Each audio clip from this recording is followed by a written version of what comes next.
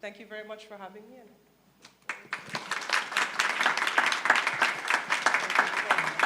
Thank you very much, Honorable. That was a powerful speech. Indeed, breaking the cycle starts with every single thing.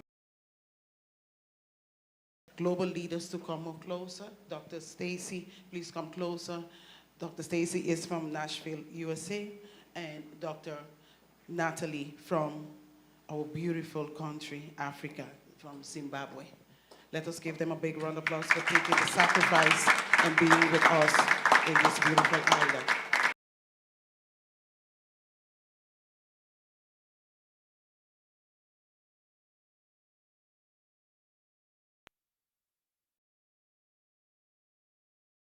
Want to recognize SMS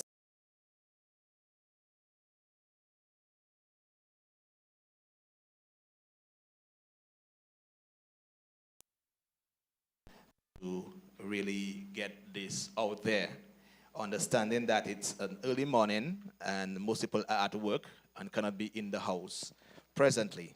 So we thank God, and we thank also the leadership and the management of Island 2992, Island 92 News, and we have in the house the honorable, not in terms of ministry, but in terms of journalist competence, Mr. Emil Lee.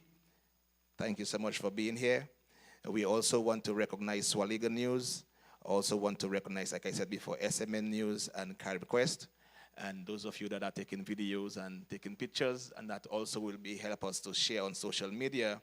As Minister Taklin said, this fight continues beyond this event. So we thank you in advance, all right? So as we get into the meat of the matter, we're going to get into what we came here for, and we're going to open up the panel and get to hear what these lovely and professional persons have to tell us where it pertains to breaking the cycle, not only in this nation, but the region and the rest of the world.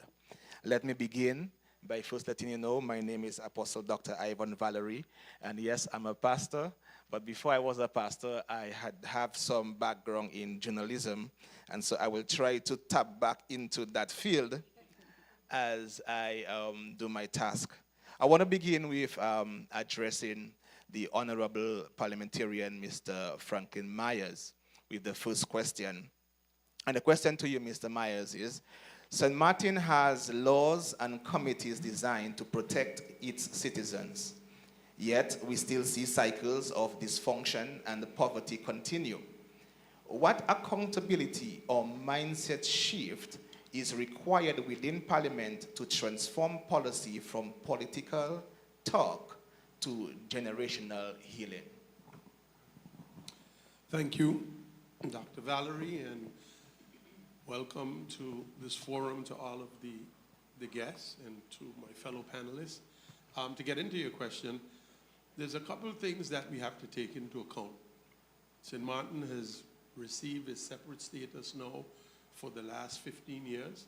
We're in the 15th year of becoming a country status, and why I mention this is because for the first time, prior to that, all laws were done by the Netherlands Antilles. All the laws that were on the books was island territory laws, so they were not federal laws. As such, we have a lot of committees of parliament, indeed. One of the things that I believe that to build our fight against poverty, it has to start with education. If you do not start to educate and equip your people for the future, which is coming, what ultimately happens is you start to import your resources. And as you import your resources, then what ultimately happens is your people constantly fall behind. This is the situation, what has happened to St. Martin over many years. Where there's a vacuum, it must be filled, and it will be filled. Now St. Martin we find ourselves in a position as government. How do we undo something that has, and interestingly enough, the minister's speech said it all, because when you start to undo, what you do not want to do is unravel. because you still have to maintain a structured society in which both persons that are from here and persons that are born to be here can thrive. And the only way you can do that, again, is through legislation. But again, one of the things you have to take into account is you cannot alienate the ones who have contributed to this society. So to answer your question in short, yes, it's through education. I believe if you arm your people with education, you prepare them for the future, and ultimately the future will be theirs. Thank you so much, Mr. Myers. I want to just jump not too far from you, but to former Minister of Justice, Anna Richardson. Our justice system is built to punish, but rarely to restore.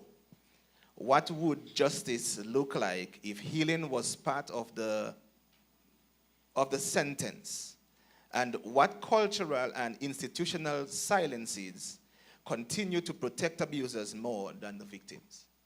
Thank you so very much for the question. Firstly, good morning to everyone who's present, to my esteemed fellow panelists, and of course to the organization for putting this together. I think it's a misconception to believe that healing is not a part of our justice structure. I say that because we are currently in what I believe is a chapel, right? This is many persons within the spiritual realm comes to our institutions, the prison, Miss Lally Center, and they give counsel. They give support to our inmates.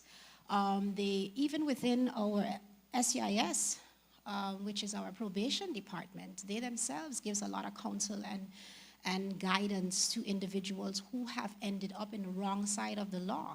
We have victim support services that's also been taking initiatives that even our prosecution department has taken the role prior to victim support services being established. As a matter of fact, when I came in as Minister of Justice, I spent about a half day with the prosecutor's office and just being introduced to the various sectors within. It is within that institution that I was given the experience of a young lady, if we can remember.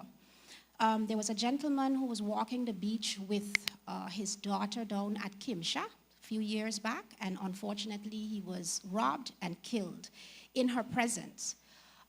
This young lady had to come back to St. Martin for the trial. And it was during an interview or just being asked, you know, we recognize that that experience of seeing your father being taken from you in such a brutal manner was terrifying, was traumatic. But she expressed that even though that was all stated, it was the fact that she did not have that type of support. She was in a hospital. It was cold. No one asked her if she wanted a blanket to cover up. No one, sought to understand what she was going through at the time. And so the prosecution explained to me that the victim support services is so needed. And I made that my mission within my tenure as minister, to have victim support services be established, and I'm happy that that is the case. But outside of that, we have so many other platforms within our society, and MP Myers made mention to the use of the word education, and that is something we lack to do to our society, is be more upfront and bring awareness of what does exist within our communities. That's why the misconception is there that healing is not a part of the process. However, when we think about recidivism within our individuals who continue to commit crimes, it may appear that that is not the case. But there are so many other factors that play into that. We have to recognize that sometimes there are individuals that have an imbalance within their makeup. They have personality disorders.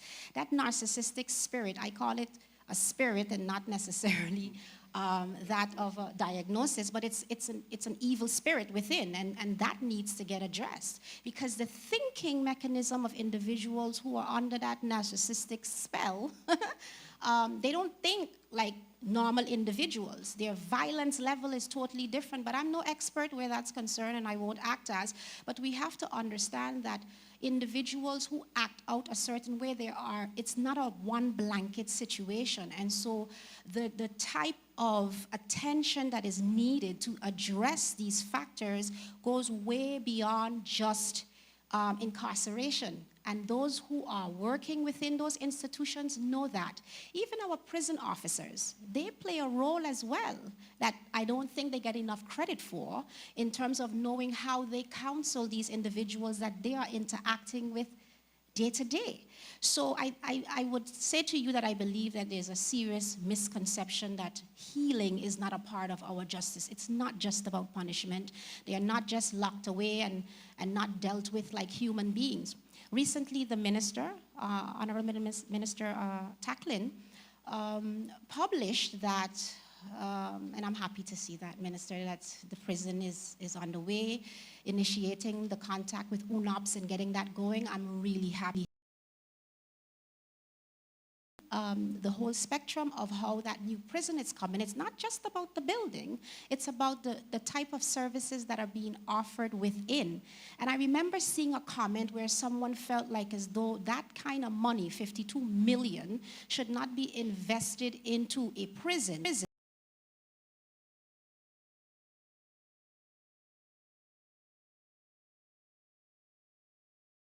That were innocent, that went through certain experiences we know nothing about, that has shaped them into, you know, the aspects of who they are. Doesn't mean we have to turn our backs on them. And we're not trying to give them a hotel, but they don't need to be in deplorable conditions either. And so the fact that we are now progressing positively to invest monies into putting into not just the institution as a building, as I said, but the services that are coming within that are going to help these individuals be better when they come out. The GED program that I was able to reestablish is a part of that. And it's not just about getting a high school diploma, but the literacy that's attached to that. And compliments to Climb Foundation, Dr. Yadira Boston and her husband, Dr. Pierre, have done a fantastic job to get graduates out of that. All of that is a part of their self-development, building their confidence, making them stronger and greater so that when they come back into society, they are better individuals. Yeah, forgive me, but was the question two-pronged? It was two aspects to it? Sorry. You did well. I'm good? Yes. Okay, thank you. Thank you very much. That was our former Minister of Justice. And thank you again, Honorable Minister Taklin, for the great job. And because we know we are heading in the right direction. Absolutely. We have started maybe a bit shaky, but I'm seeing that once God put the right people in place, things will change. I'm going to go quickly to Cassandra Richardson. She is off island. And when I spoke to her, she said, I'm off island, but I need to be part of this forum. Cassandra, can you hear me?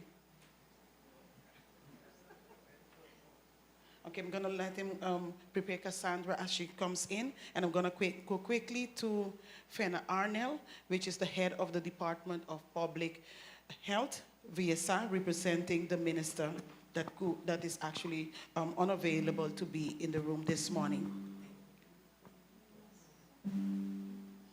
Fenna, my question to you is, public health focuses heavily on the physical, yet emotional wounds are destroying our people silently. What would it take to make mental and emotional wellness a national health emergency? I think Cassandra's trying to talk. Yes, I think there's an internet issue. Good morning, and thank you for the invitation to participate in this important discussion. And I really commend you and the organizers for creating this space that challenges us to look beyond treating illness and to focus on how we build wellness together. And to provide a response to your question, I think it's important to note that traditionally, public health is expected to and ultimately primarily focuses on what we can see and measure. So the physical, the clinical, you know, like what we see, the visible.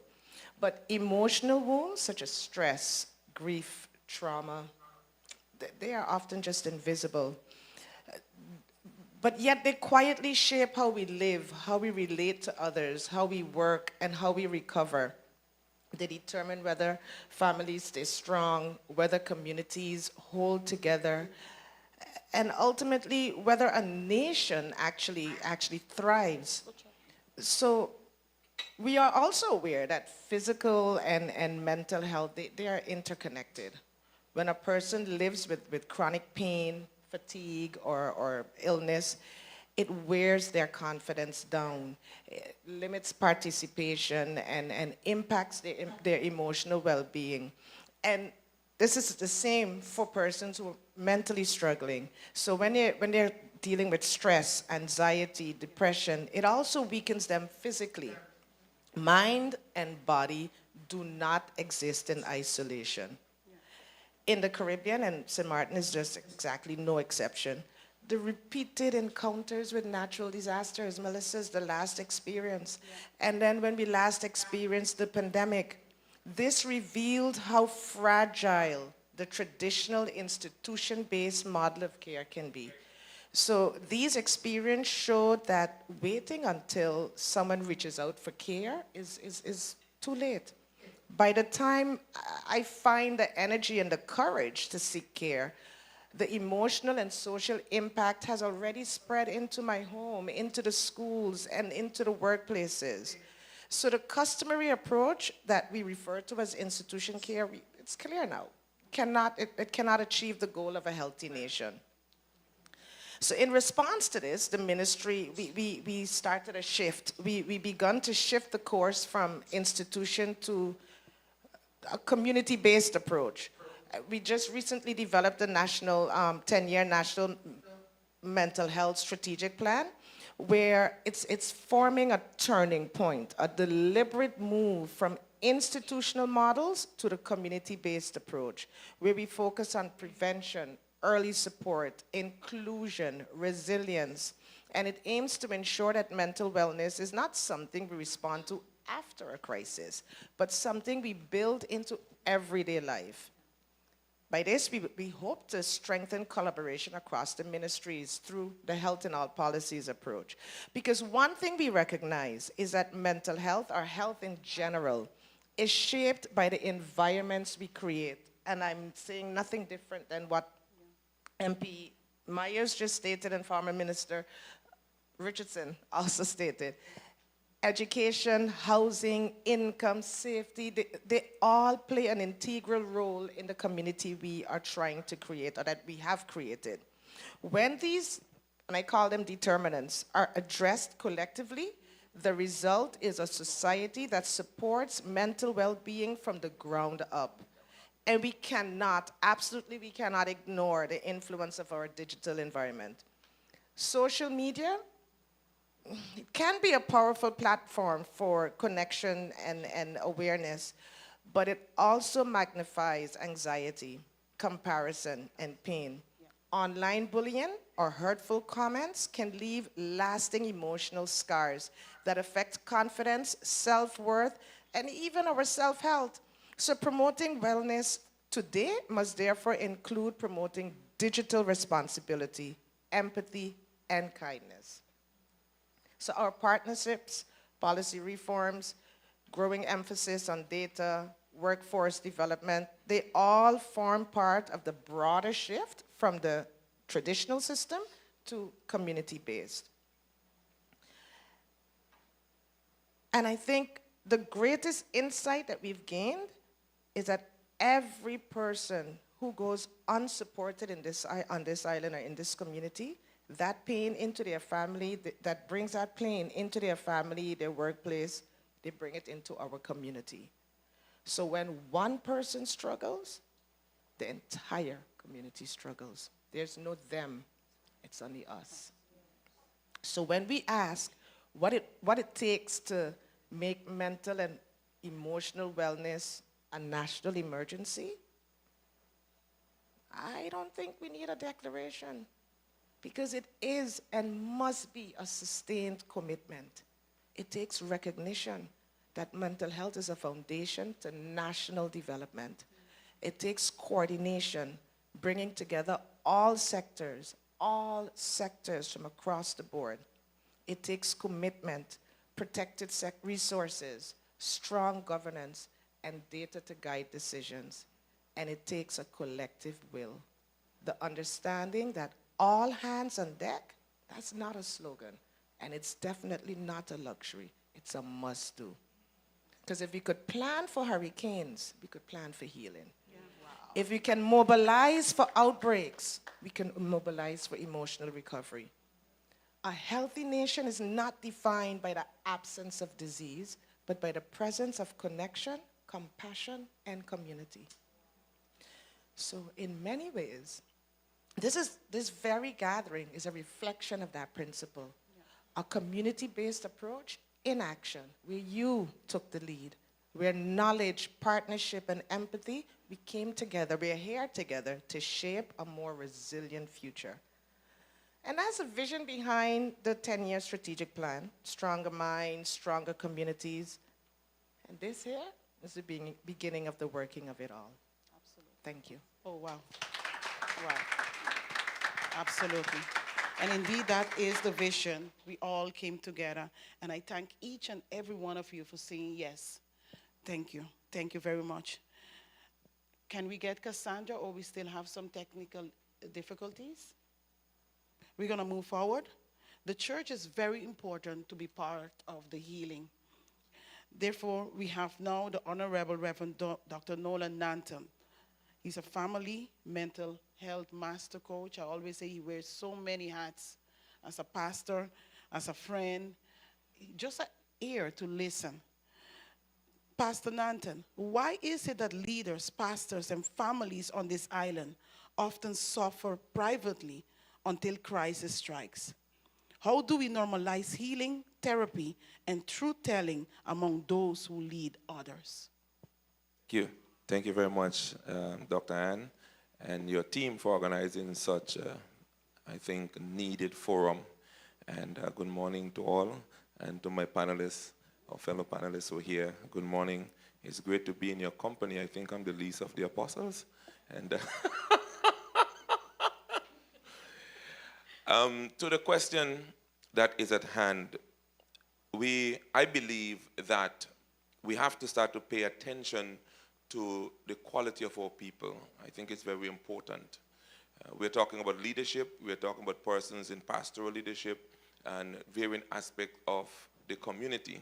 So I think it's important we start to pay attention to our people and beckon on our people to pay attention to themselves. We do not address core issues, rather we address branches, if I can put it so. One of my mentors speak about fruits comparing to roots, and sometimes we might address an anger issue when really and truly it's an abandonment issue or a rejection issue. So the quality of our people are very important. The question is complex. If you can't give one answer to it, because there are varying reasons why a person or persons might choose to remain silent on their issues. Persons sometimes are facing deeper family issues and they don't want to share that. So I will answer the question by putting a question. When persons open up to talk about core things that are affecting them, what environment do we find them doing so in? We talk to our friends because we feel safe. If we go to a council room, it's because we feel safe. So are we producing a safe enough environment to allow our leaders to be human? If you take our political system, for example, I'm so happy that we were at least able to break the fallen cycle. And at least we are able to have one government go through the full tenure, and I hope that that can be maintained. But what is the reason why we have some of those things happening? Can our leaders be transparent? Can they be vulnerable? Can they talk about the issues that they're having? We have leaders that become burnt out. The demand is so heavy on many of our leaders, and the expectation is so high that sometimes we are asking them to be beyond what they're capable of being. Sometimes I believe that we are almost asking them to be God. We are asking them to be perfect. and they can't. And we are not making room and space for the fact that we are all fallible. We are prone to mistakes. We're not making room for that. We lavish, we sensationalize mistakes and errors that our leaders may make.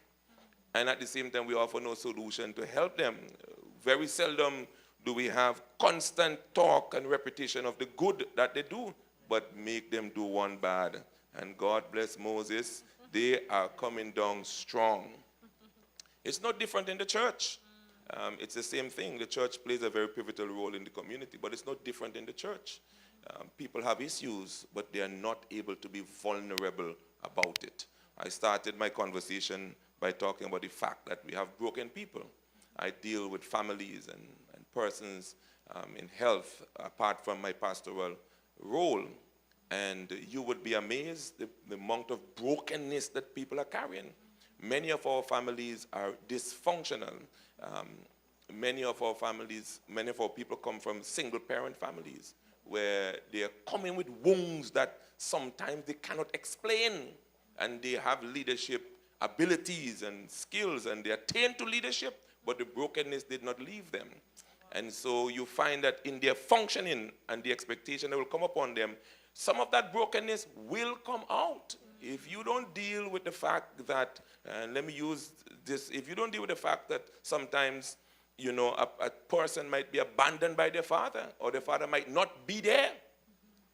If you don't deal with the issue of anger that can come from that person, when they are in position and they are pressed, what do you think you will get? They will not tell you that my father abandoned me and I couldn't wrap my head around the fact that he was not there. They will not tell you that I never hear my father say, son, you are courageous, you are a gift from God. They will never tell you that I never hear my father say, son, I love you, be it male or female. The daughter might not share that with you. And we see these behaviors sometimes, but we might see the anger. We might see the need to prove themselves to others. We might see the separation. We might see the withdrawal. But the deeper issues, they can't share that. And God help us if somebody, I know we have medias here, but some of our medias are good and some can be very destructive. And God help us if they find out certain things about that person's life and they just throw it within there for people to think about, and without consideration of the greater damage that can do to that person. So leaders are not allowed to be vulnerable. We are not creating a safe environment. I wish, St. Martin, we can create a safe environment politically, religiously, in every aspect. I wish we can do that because the challenge is real for many persons. But safety gives you that confidence to open, and it creates a therapeutic space for persons to be able to heal and be human and walk out with confidence and better be able to serve their community. And I don't think that we have created that, but I want to propose that that is something that is necessary. We have, I can't use the statistics for St. Martin, but I will use general statistics. It is said that around 1,500 or so pastors leave the pulpit. That is an American statistics every month. And we have persons here that are going through extreme pain and so forth. And some are desirous of leaving, and some are leaving. We see churches spring up, we see churches go down. And some of the cause of that are deeper issues that we are not willing to address. So what can we do? I would propose that we strive towards creating safer environment. We strive towards understanding that we are human beings and we are not God. Lower our expectation of our leaders and commend them and focus on the good that they do, and allow our leaders to be human while they strive to serve the communities.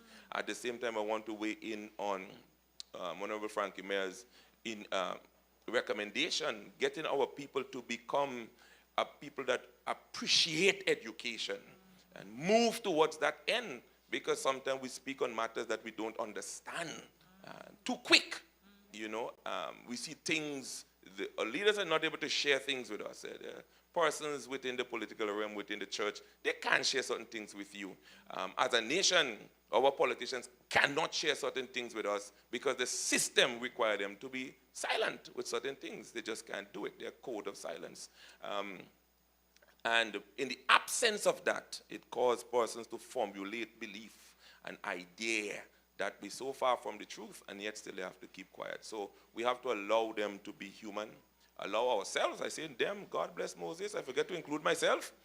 We have to allow, beckon on our community to allow us to be human, to become educated before you make a speech. Understand that there are consequences sometimes when we propagate and promote certain things that might be more damaging, not just to the individual, but to our families, because we have families that will face those kind of stuff. So in short, I would propose a safe environment, try to create that as a nation, and that is a challenge in and of itself because everybody thinks that they're right, but it is not beyond our ability and our effort to try to create that safer environment, to allow persons to be vulnerable, to allow persons to be able to say, I am stressed.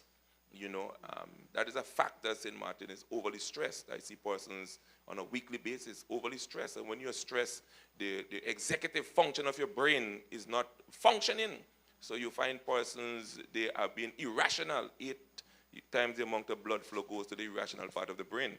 And so that means that they are functioning from a part that is not, it cannot draw good and conclusive decisions, but you have those things happening. So we need to recognize that we're human and create that and allow ourselves to become aware of what it takes to lead. I heard the Minister of Justice said, it's giving presence, and I will just extend that presence that influences persons. So I thank you so much for the question, and I hope I have given a short answer because... Thank you so much, Dr. Nanton. Hearing all of you respond to your questions as opposed to you, the journalist in me is coming alive, and I have questions, but we have a member of the media who unfortunately have to leave. So before he leaves, we're going to give him the chance to pose a question. All right? We're going to call Mr. Emil Lee. Please help him feel welcome. Can we do a selfie real quick? All right. Thank you very much. Thank you for the invitation.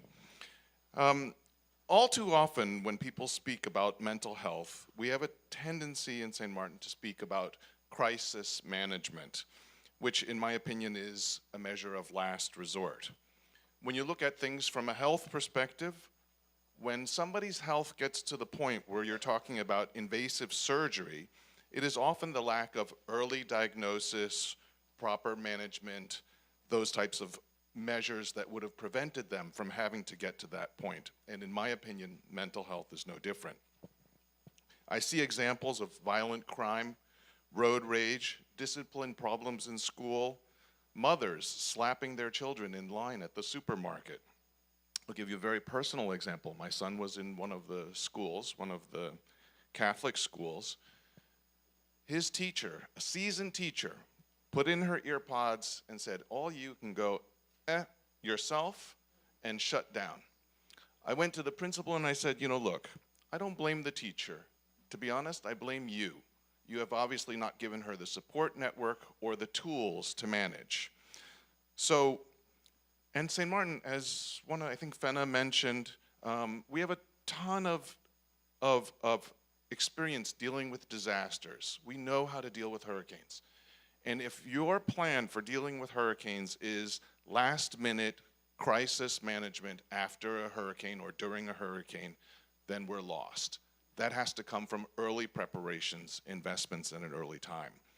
So I would ask the panelists, I don't know if in particular, I'm personally a little disappointed that the Minister of Education or somebody from the ministry isn't present, but please rate St. Martin's approach to teaching emotional intelligence from childhood. Because when I've asked that question in press conference, the answer from the Minister of Education was, we deal with basically when it reaches above a certain level. And what would your plans be to address deficiencies in creating healthy residents, healthy people, people who are happy and properly adjusted. Thank you. Thank you so much, Mr. Lee. Anybody want to go? Yes.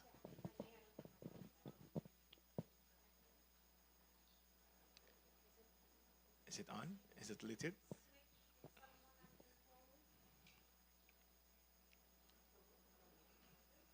None seem to be working. Okay, come. I will allow you to use mine, but I'm still in charge. Mr. Lee, thank you so much for that question. And even though I would not be the one to specifically answer that, I'd like to add to your query because I believe it was either earlier this year or last year, I attended a forum that was hosted by Dr. Julienne Augusti. And as a specialist in this area, her panel of invitees did include the Minister of Education, and there was an extensive discussion about the fact that the cognitive discovery of our children, starting as a very young age, to be able to capture exactly what you're saying, document, manage that, to be able to know and detect where a child is from a very young age is missing within our society. And I'm not saying that the effort is not there, because probably Ms. Fenna can give us some insight about it, but it was a call, that forum was a call that, back in the days we used to have on Back Street, it was the Miss Jeffers, Nurse Jeffers was one who was the clinic, right?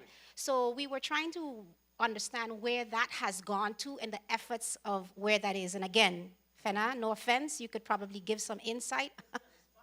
Okay. You could probably give us some insight about it. But definitely, I too would like to hear what is happening from that standpoint. And Dr. Augustine is calling for the support to be able to have that reestablished so that we can be able to recognize from baby all the way up to adulthood what is happening in our community. Yeah. Good morning, everyone. Mr. Emily, I think that your question is one that I for sure can go on for hours speaking of, but simply put, you asked for a rating of social emotional development within education, and I would put that at a 1. I am a child and adolescent psychologist, but I work in the education setting. I work in a school. I was fortunate enough to work at elementary school, and now I work at high school level. And so my name is Shamila Williams. In case I didn't, I don't think I mentioned that. So what I've seen since coming back to St. Martin and working is that we put such a strong focus on academic performance. We put it on our kids and look at it, we used to have play schools where it was about play, and now our play schools are early stimulations that are ABC, 1, 2, 3, blue, green, red. And what we have done over the years is we have moved away from the most important developmental aspect of that stage of life, which is social interaction. That is how we build, that is how we learn our emotional intelligence through interaction with each other. And we've now shifted it to you sit alone and you read and you write and you draw and you color. And so when that child starts or receiving that pressure from 2, 3 years old, by the time they reach into elementary school, so now we call that Group 1, the focus is so heavily on the academics that we limit play. And play is so important, and I think we've forgotten we are social beings. We are social creatures, and because of that, we need to interact. That is how we develop emotionally. That is how we ensure that we have that emotional intelligence. And because we've shifted now to academics and cognitive ability, and we've kind of put in emotional development on the back burner, we are now seeing a community, a society that is filled with all these different challenges. Who is modeling behavior to our children, how to regulate their emotions? Who is teaching them these things? When a child gets into a conflict with another child, rather than explaining them why the behavior they displayed is unacceptable, rather than asking, well, why did you do it this way, we scold them. We believe that discipline means I need to control, I need to tell you this is how you're not supposed to do it, as opposed to teaching, well, this is how you can do it, understanding the behavior. And this is not taking place in our schools right now. I can speak from experience as a mom who constantly complains about it. 15 minutes a day of social emotional learning is nothing. It is absolutely nothing. So until, as a ministry, as a community, we are ready to have these discussions, and I'm grateful for this platform to do so, or to at least begin having the conversation, until we're really ready to sit with ourselves and recognize the importance of social emotional learning and development, we will continue to face many of the problems that we are having here on the island. So again, to answer your question, the rating, it's low. It's 1. I would say 1.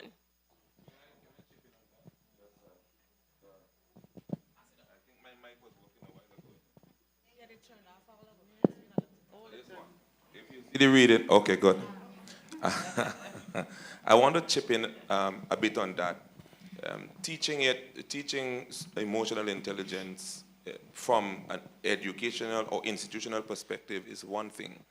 I think our reality, we need to recognize our reality because it takes more than just the school. You know, I deal with families, primarily with families. And it starts in the home. The parents are the primary caretakers, and a lot of things have to come from there. And sometimes the pregnancy itself let me use a colloquial term and explain it after that, starts with a bacchanal or starts with trouble. All right? I say bacchanal because plenty of people understand that. It starts with trouble. We have relationship that becomes dysfunctional, and as a result, that is passed on to the children. They are modeling the behavior they see at home. So we have to look at all the institutions if we're going to talk about where the child will go through. Home, school, church, and other areas in society. I just use some primary ones. And the minister talk about, I know you're going to chip in, the minister talk about breaking certain cycles. I wonder if we are willing to break certain cycles of St. Martin. The parents do not have enough time to parent.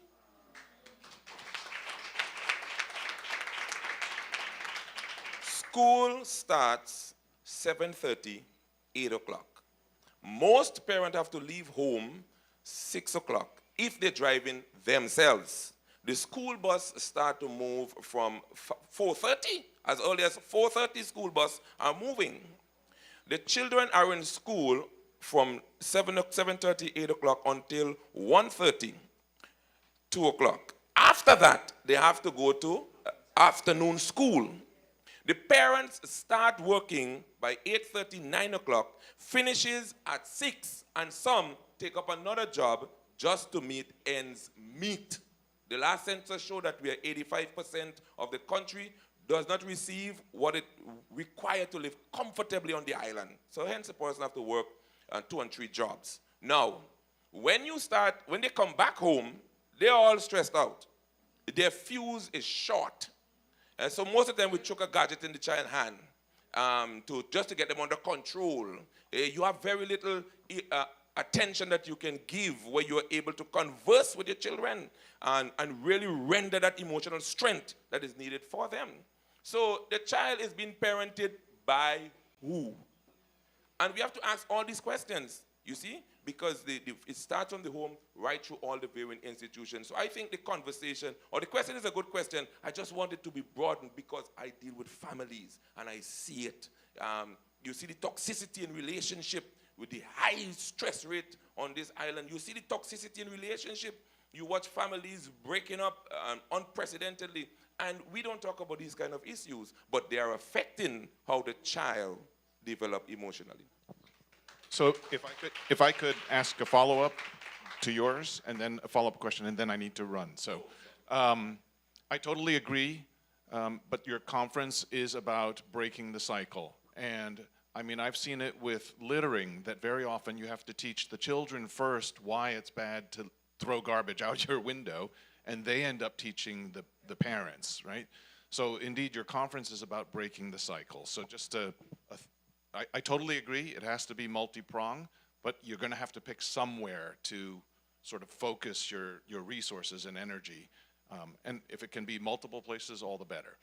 But my follow-up was the second part of the question. We have a member of parliament, we have a minister, we have a policy advisor. So from what to do next, my second part of the question was if we could bring it to a tangible what to do next. Because the first thing government will say, there's no budget, right? But there's always budget for things that are priority. They find budget for travel, but if this is a priority, then find budget for it. So the follow-up question is, I totally agree with both the comments. What's the action out of the conference? What's the next step? Thank you, Emil. Thank you for that question. I just want to say it very shortly because we do have other panelists that also want. There's a mic that's not working. Thank you very much. Yes? You're gonna have your mic back. Go ahead, Honorable. Thank you. Very good question, Emil. And one of the things we have to be cognizant of is, and I always say this, if you go to each island or each country, there is different cultures. And I believe your culture protects you because it's based on how the community interacts or reacts to a certain problem, that's what keeps that community going. What has happened in St. Martin over the years, and I'm going to give it to you from a historical perspective, is that cultural thing that we had has deteriorated. I see Nilda Doing in the crowd, and I see Miss Odine Bryson. They can attest to this, and why I say this is because when we were community-based, when family, and that's one of the things we campaign on, once that structural thing of the family, that fabric is deteriorated, what happens is the society that we have today. And it became acceptable because when I was a kid and I do something, we didn't have cellular phones, we didn't have internet, but by the time I got home, Miss Lally, who the Miss Lally Center is named after, by the way, so that kind of tells you exactly who she was, would know exactly what I did, where I did it. I remember a time, I'm going to tell you a story, I was riding my bike and I bet my friends that I could ride my bike from the Pondville through the alley, past back street, through Front Street, without looking, without stopping. And when I got to Front Street, tall boy was coming up Front Street, and he almost hit me on my bike, and he blew the horn, and I flipped him the bird. And I went on about my business. When I circled back around, my mother had a guest house, I saw a tall boy coming from upstairs by the guest house. So no matter what he was doing, it was important enough for him to go into, and I told my mother it wasn't true, and her remarks was, so a grown man like Carl Arndell has nothing to do but come here and complain you to me. That is what made the society strong, because it takes a village. The accountability, the minister mentioned it in her, we became comfortable in seeing the wrong in our society and not saying anything about the wrong. We became comfortable in saying that. And interestingly enough, we could have, and I'm not trying to prop up the minister, but a lot of the things that she said in her speech, and as leaders, and I mean, I felt like sometimes in her speech she was speaking to me, because as a leader of this community, sometimes I did not address what needed to be addressed because I feared what the backlash would be. And if I could say that I have found myself in that position, imagine the broader spectrum. And that is where we are. And I think to answer Emil's question, how do we start to break the cycle? Is through conferences like this. Because we're going to have to break it, we going to have to stand up and say, we are not accepting the things that we used to accept anymore. And be prepared to deal with the consequences of that.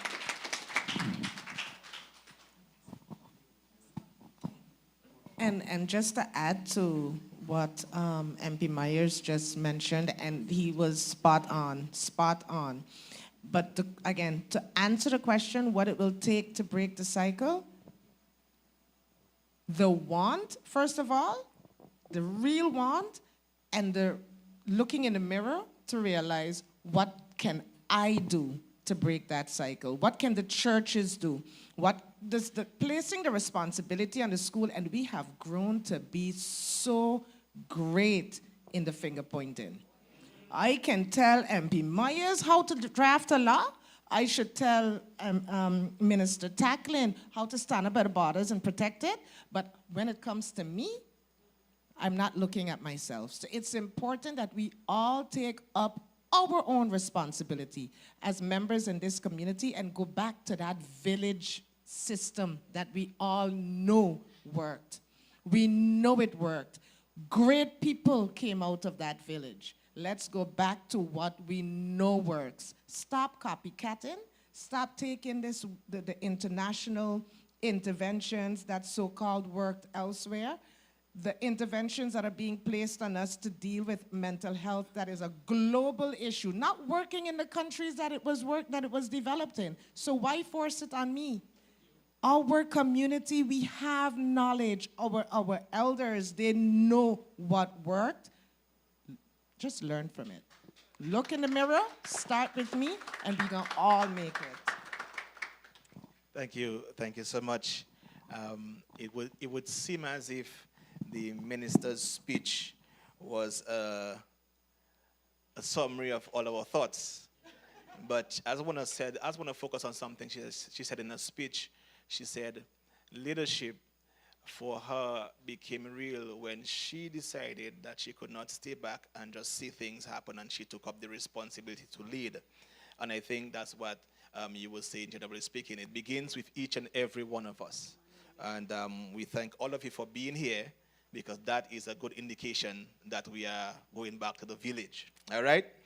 Let's continue. We're going to see if we can get Ms. Cassandra Richardson, if we can, from the director of the Victim Support Service. We're going to try, because we are having some technical difficulties. So I'm going to pose the question, and then I'm going to pose my mic to this phone to see if we can hear her, okay? So just bear with us. Ms. Richardson, you serve those who often feel voiceless. What must shift in leadership and law enforcement to ensure victims of domestic violence and sexual trauma are truly protected and not re-traumatized by the system itself? Hi, good morning. Can everyone hear me? Yes, we can. Wonderful. What a spirited debate. Good morning, everybody. I'm in a cold climate, and hearing all of this debate has just warmed me up. So you asked about those that often feel voiceless, and I think that that's important in the way that you ask the questions, because it's not that they are voiceless, but they feel voiceless. And it was prompted me to think about a quote of a author that I so dearly love. She is Indian. She is a real advocate for social justice. Her name is Arundhati Roy. I don't know if anyone is familiar with her, but she has a quote, and it states, "There's really no such thing as the voiceless. There are only the deliberately silenced or the preferably unheard." And I think that, so what must shift when you ask about leadership and in law enforcement to protect persons who have been victimized by those who perpetrate, and to protect against the victimization the re-victimization of a system and to prevent further victimization of new victims, I think it's about listening. And it's about really intentfully listening. So listening to those who have gone through the domestic violence and the sexual assaults, those that we deem with lived experience.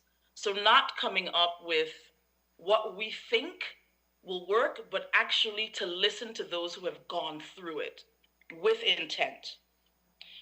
Because there's gold and there's jewels within the story, within the narratives of those women, of those children, of those men even, but the leaders have to get over the apathy. Or I think Minister mentioned the discomfort, and we all feel very uncomfortable about hearing those stories, right? Because maybe it triggers something in us, maybe it mirrors something for us, and so we tend to shy away from.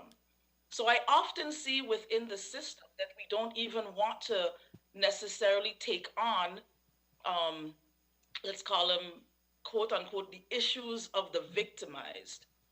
Because for some reason, we may feel that they're weak and that they should show up and that they should be able to handle these things on their own. But that's not the case. So I keep hearing a lot about the concept of the village, or the moving again towards a sort of community value instead of an individualistic value that we have taken on because of the Western world, because of European values, and I'm going to say it just like that. So we have come to this conclusion where we have to take care of ourselves, right? But as a system, we know that that doesn't work. So I've also heard many nuggets of, jewels here from different persons on the panel. And if we can show up in that way and not perform, I think that we would be a better community. But we also have to believe what it is that we say and act accordingly. Okay, I think that that's where I'm going to end. Thank you so much, Director Richardson. Thank you so much. Let me move on to Mr. Is it Lamoth? Mr. Lamoth from the RISE Foundation. You work in the trenches with the, sadly to say, forgotten. What truth do you need leaders to face about what's really happening on our streets and in our homes? And also, what's one thing we can no longer ignore if we are serious about change? Thank you for your question. Once again, good morning, everyone. Good morning to my co-panelists this morning, and thank you to Dr. Ann and her team for the invite. I think most of what I wanted to say this morning have been said, but again, I think reiterating information is very important as well. One of the things that is no secret to us is that our environment right now, St. Martin as a whole, we have a high poverty rate, and that has a huge impact on, as we mentioned already, families. Families parents not being able to raise their kids.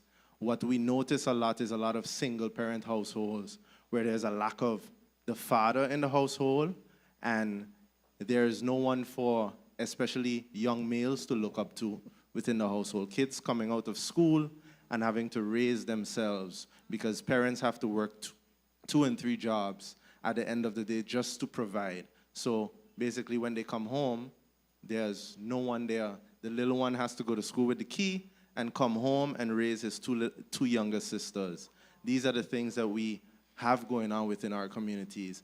And also, what Shamila touched on as well is the disconnect that the young people have. We call it with the disconnect of reality, with them not understanding the social cues.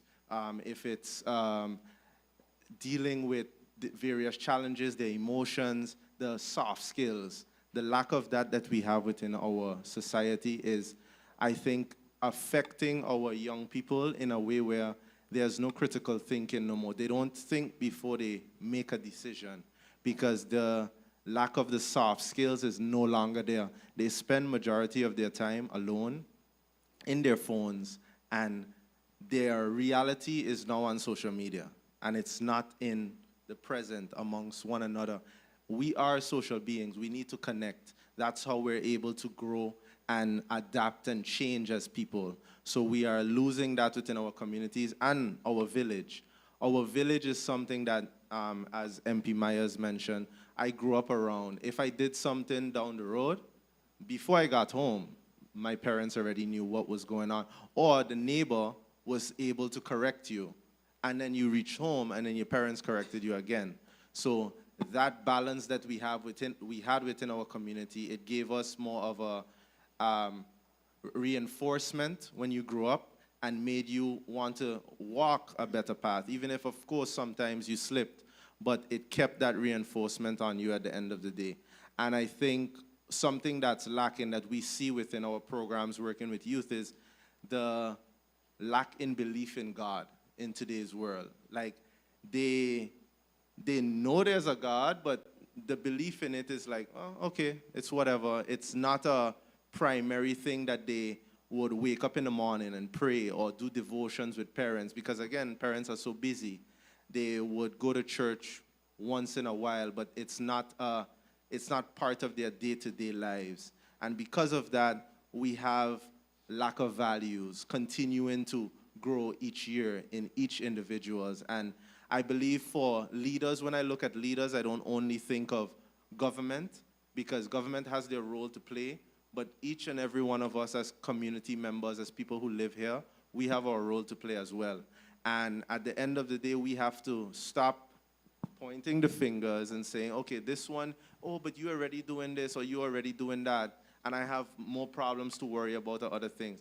Even if you don't have enough time to give an hour or 2 hours, there's things that you can do within your community that can make an impact, that can make a change. So I think for me, it's, based on your question, it's just for us as a people to start realizing the issues at its core, at what we have to face over the years. It's continuing to progress in a non-positive way, and if we don't really stand up and say that we want to see better within our communities, and we want to come together and work together, not this crab in the bucket mentality, pull each other down when you see someone's doing good.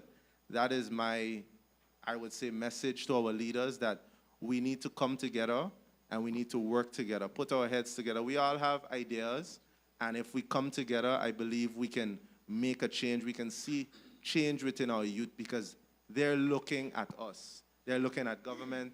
They're looking at us fighting amongst ourselves, and they're just following in our footsteps. So we have to show the example. So we have our part to play. So that's it. Thank you so much. Thank you so much, Josiah. Hello, sorry. I don't want to hog the mic. I apologize, but I have a parliamentary meeting at 10 o'clock, Okay. so I have to go. But before I leave, I want to just finish off on this, thanking you for having me here, and moving forward in the future, if there is any more panels like this or anything, you can always reach out to me. I think this is a great initiative. I have to echo what Cassandra said. It's going to have to start with action, and I have to start to do something about it. And the pastor said something that's very interesting. We cannot build a society where within that society, nothing good happens. So we are not heralded for the good, but we only highlight the bad. Any society in which you build like that is a society that is headed for doom. Going back to what I said earlier, I am glad that I'm a product of the society that I grew up in, because those that came before me and were the ones that were in charge, they reached back and they pulled me in spite of my shortcomings. That's the society that we need to build. Thank you for having me, and I look forward to, and we have, an esteemed group of panelists here, professionals, young professionals. And I was just speaking to the former Minister of Justice. We come from different political parties. But I was just telling her that it doesn't mean that because you're not the Minister of Justice anymore, that your knowledge is now cut off. We will continue to reach out because we're doing this for St. Martin. We're doing it for a better St. Martin. So thank you, and God bless you all. Thank you so much, MP, for your time. Thank you so much for... No, we understand. We understand. Thank you for making... Thank you so much. Put your hands together for MP as he leaves. Also, the Minister of Justice had to leave as well, and so we thank her for her time. As we move on, I really wanted to ask the MP a question, but because of time, something was said by Pastor, and that was so key, and MP just touched on it again, that as a community, we cannot be just showcasing and just, putting forward the negativity, because our community will remain negative. And it is sad because it breaks my heart when I think about the media on St. Martin. And we have to differentiate between journalism and melee people. I say it like that because it breaks my heart, because everybody that have a platform on social media say they are journalists. And I believe that from a governmental point of view, we have to establish a difference and begin to hold people accountable. But that is my personal belief. But moving along, I would like to just go to Ms. Shirley Gordon, which is a probation officer. And my question to you is, I'm sure you have witnessed the repeat cycle of offenders, maybe daily in your profession. What are we missing in our rehabilitation system that keeps people bound? And also, I want to ask you, how can we stop managing behavior and start addressing the trauma behind it? Okay, thank you for the invite today. I feel very honoured to be with co-panelists, such a lot of knowledge. Before I get started, I just want to give a bit of a description that I use with clients now and other clients that I used to work with as victims of crime, domestic violence. And I used to work with them and say, this is a jigsaw puzzle that is broken. All these bits are broken. However, we need this, we need this, we need this, and we need this. So for every item that is needed, which is a necessity, this is your piece of jigsaw, okay? Slowly but surely, the jigsaw becomes a new puzzle, okay? A new start in life. I often use that with my clients now, okay? Because every day, J&IS, probation department, deal with offenders, okay? So every offender, there's a victim, okay? Some are repeat offenders, quite a high volume, are repeat offenders. And I'm like, why? What is going on? So you can't just say, oh, well, what happened? What is going on with you? So when we first get introduced to our clients and we make that probation officer client bond, we ask a lot of questions. For example, we've got an inmate coming out of prison. We will go, we will speak to them, and we work with evidence-based methodology, okay, which is proven skills, trainings, and things like that to assist our clients. So they're coming out of prison, we've spoken to them at length, they've got issues in this housing or daytime activities or social network. So we identify what the issues are and then work with them on that once they are released. What we see a lot of is trauma. Once your client learns to trust you and you build that bond of probation officer client, they will open up to you and you will say, well, why, what happened to you? What caused that to happen? So We ask about family, relationships, childhood. Did you witness any violence in your childhood? Well, there used to be a lot of shouting and a lot of this and a lot of that. But you know that's not right, huh? Well, yeah, but we just accept it because that's how we grow, yeah? So, but is that good or is that bad? Well, I guess now when I think about it, it's bad, okay? So it's not until perpetrators, offenders, are actually making the link from the broken chain in childhood, the trauma, the abuse that they may have gone through, okay, or things that they've witnessed. You know, a parent being killed, for example, another crime happening, you know, things that they've heard. It's not always seen. Children do not always need to see the violence, they hear it. And what we forget is children that witness, whether it's through visual or hearing, are also victims of crime. Okay, so our clients, we get talking to them, and they're also victims from their childhood, that they've suppressed their trauma because they don't know where to go. They don't know who to talk to. So their way of dealing with suppressed trauma is they hide it and they then act out. Okay, but no one is asking, why are you acting out? What happened to you? Because until you address what has actually happened in their life, they are not going to be able to move on. We as probation officers go above and beyond to rehabilitate. Rehabilitate is not an option, it's an essential tool for our society, okay? We do not judge, we're here to support, guide, and hopefully rehabilitate to reduce recidivism, okay? But it's not just, oh, you're a person. There's more layers to that person, yeah?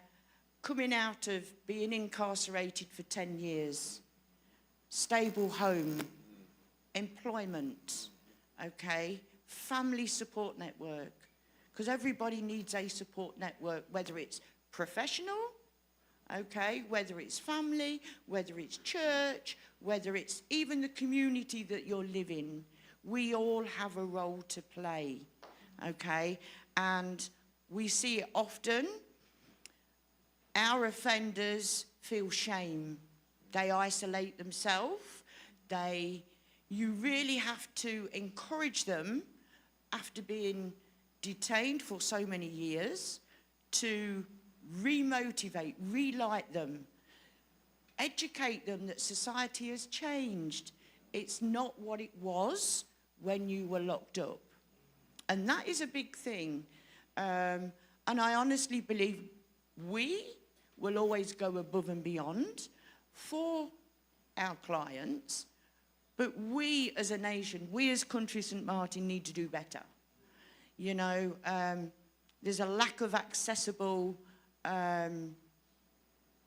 interventions for them.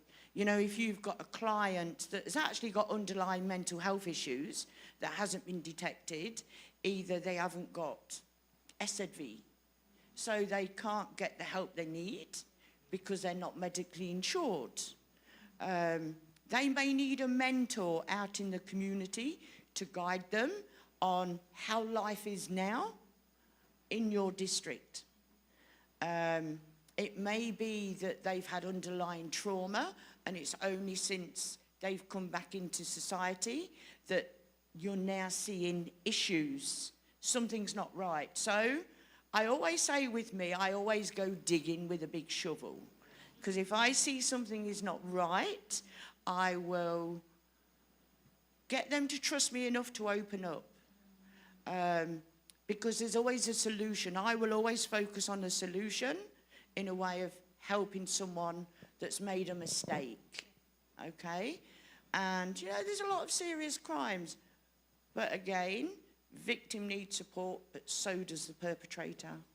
And we as a community, businesses, employers, Okay, we need to look at apprenticeships, internships to help rehabilitate the offenders when they're also coming out. We spend a lot of time at the prison doing workshops, and I know the prison staff also have a lot of input with their clients, you know, with the inmates. But again, once they reach outside, they may have had, even whilst they're incarcerated, family trauma, loss of a grandma or a father. And, you know, we have clients that haven't had, and it's been mentioned already, a fatherly figure. They've had no male role model to look up to or to educate them and steer them on the right path. And because they haven't had that, that's where they've lost track and they've took a negative path rather than a positive path. We all really need to work together, whether it's probation officers, whether it's church, whether it's the ministries, former ministers, because I know former Minister Richardson was very proactive in all arenas. School, okay, very important. We all have a role to play. And we all need to support each other. Even people within our community with underlying drug addictions, okay, alcohol, we are seeing a big increase in substance abuse and alcohol misuse. And I have to take my hat off a million times to Turning Point, because they have so many clients come from us. That itself is overwhelming, because but again, we have to work as a community to help the less fortunate that have fallen to the side out of the system. If not, they're just going to keep revolving door, commit crime, arrested, because that's the only life they know. So we need to empower our offenders when they come out, to get them more stable and to help them readjust back into community. We can do all the training and we can give them therapy and counselling sessions, empowerment, but it takes a community, church, community, businesses, as I've already mentioned. We all have a role to play, because it doesn't matter if you're a male or a female offender, you're someone's child, okay? And we forget that. They are someone's child, okay? And, you know, we forget some of our offenders that we come across have been institutionalised in foster care. They've had no role model as mother or father to give them that extra support, but they are still someone's child. Okay, thank you. Thank you very much, Shelley. Thank you very much. If you don't mind, I'd like to add to that just a little bit, if you don't mind, as my mic is available. I'm looking within the room, and I know that we've indicated that a lot of persons are at work, and we're hoping that they're viewing. But one of the things that we have to recognize is these types of panel discussions are fantastic. We must keep them going, but we have to find a way for the information to reach the people who really needs to hear it. Oftentimes we have these and the same faces are there with the best intentions, but the real persons who need to be able to receive this information is not there. And oftentimes too, financing is an issue, because you have a lot of persons that would put that aspect, am I going to get paid, in front of being able to recognize how building the community we speak of should be the forefront and not so much the resources being received. So that is one of the challenges that we have. But what I really would like is that as we progress forward and we commit ourselves to being able to build this community we know is needed, let's also focus on how we can reach the people who really need to receive the information. Because one thing that we always say is justice is the last end of the spectrum. And too often, justice is expected to solve the problem. The problem is rooted way before they ever arrive to justice. So please, let's keep that in mind. Thanks. Thank you so much. former Minister Richardson. I really believe that getting the right person to get the right information is key, because really and truly it does no good if the information doesn't get to who needs to get it. But that is something that we are struggling with in our culture. At our ministry, we have trauma healing sessions, 12-week course we do, and it is free of charge. And there's nothing participants have to do. Every Thursday night, once the concert course is running, Reverend, I give them dinner. I have childcare for those who have children.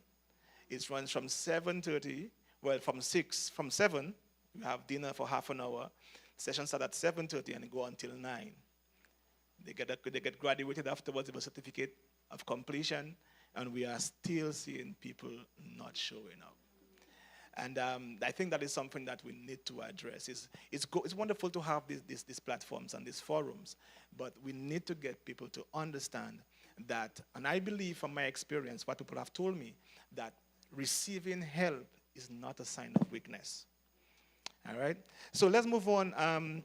We have spoken a lot about the child, the family, and also the village.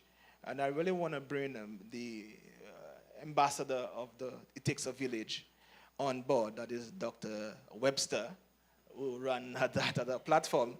She's a child and adolescent psychologist. And my question to you, Dr. Webster, is trauma in children often begins in the home or classroom. What do educators and parents need to understand about childhood trauma to prevent it from repeating across generations? Good morning once again. So I think a lot has been said this morning that can answer that question. And, but I'm sitting here and I'm listening to everyone speak, and I agree with all that is being said. And one of the thoughts that kept coming up or coming forward to me is, how do I break a cycle if I don't see myself in that cycle? So I deal with children who experience trauma, and I listen to the examples of trauma given here today. And I think as a community, it's an unintentional mistake that we often make when we speak of trauma, because we tend to focus solely on the big events, right? We think violence, we think whether that's domestic or you were the victim, you witnessed some form of violence. We think loss, we think disaster. But I'm going to ask a question, and I want all of you to really sit with yourself and just maybe nod, smile, raise your hand. How many of us have, while growing up or even been guilty of it as parents, had moments where, as a child maybe, you were crying and you were told, you better stop crying before I give you something to cry for? Because I'm guilty. I'm guilty of saying this to my children. I'm guilty because I've also experienced it as a child. That is a cycle of trauma. We have, for many generations, we've been taught that when it comes to parenting, when it comes to us as adults providing for children, our responsibility is food, shelter, safety. And when we talk safety, we typically talk physical safety, and we forget emotional safety. We don't focus on how our children are feeling unless we're talking about illness. We don't focus on the emotions of our children. But how do I focus on the emotion of my child when I don't know how to focus on my own emotions? And so if we truly want to address breaking cycles of trauma, we have to first go through a very, very uncomfortable process of identifying our own trauma, identifying our own responses to trauma. When I look at our classrooms, we have, and I said it earlier in answering the question of Mr. Emily, in our schools and education, we are so focused on academics. And I don't want you guys to take from this that I am anti-academics, right? Because I'm pro it, right? Like, let's learn. But also, let's learn how to respond to things that trigger us. Let's learn how to regulate our emotions as well. So I look in our classrooms, both elementary school and high school, and what I often see is a teacher comes into a class, and this is a whole different topic, and I'm not going to go into it, but our classrooms are way too filled with students to teacher ratio. It's too wide. So the teacher comes in with their own trauma, with their own baggage, with their own life happening, right? And then they're expected to teach, but while teaching, deal with 27 different personalities who is also experiencing all these different things. So frustration is high. And thank God for the children who sit quietly, say nothing, even if they do nothing, because they're no longer a hindrance to me as a teacher in my process of teaching. But the child who misbehaves, the child who talks out of turn, the child who acts out, that's the child I give attention to. And just like the Reverend said, we give negative attention, right? So I'm looking at the negative. And how do I respond to that? Typically, our response is one of, but what's wrong with you? What's wrong with you? And we walk out into the community and we see people acting outside of what we deem normal behavior. And we ask, but what's wrong with he? What's wrong with she? But we're never truly asking it to understand or empathize. We just want to know, but what's going on with this person, right? And so with our children, we see that. And we don't ask, well, I wonder what Johnny experienced this morning that made him feel the way he's feeling today. Or even, let's start with, Johnny, how are you feeling? This is what I'm seeing. We don't connect with our children. We try to correct our children. And so if we want to truly break these cycles, whether it's cycles of trauma, regardless of what type of trauma it is, whether it's cycles of silence, and I can use an example as to why we see, and I really commend the Reverend, right? The Reverend's answer on why we don't hear people come out. Again, I ask you guys, think about it. How many of us grew up in homes where we were told, what happened in this house stays in this house? These are all the cycles of trauma. So we are seeing in our community one big cycle that keeps repeating itself, but within that cycle, there are points of mini cycles occurring. And so we have to identify what is the point of least resistance to try to infiltrate and break that cycle. But truly it starts with us recognizing for ourselves what are the traumatic experiences that I may have experienced, whether it's as a child that I've taken into adulthood, because oftentimes what we see happen too is we go through a traumatic experience, we talk to someone we trust, and that talking, we think that talking alone is enough, right? Because I talk and I feel lighter, and yes, that is a healthy start, but it's just a start. And so because we think, well, I don't feel these feelings anymore, I've healed, until I'm confronted with a similar situation or something triggers a thought or a feeling that brings me back to that experience, then I realize, but wait, I didn't actually deal with it. And so we are going through this as adults, but children are also going through it as well.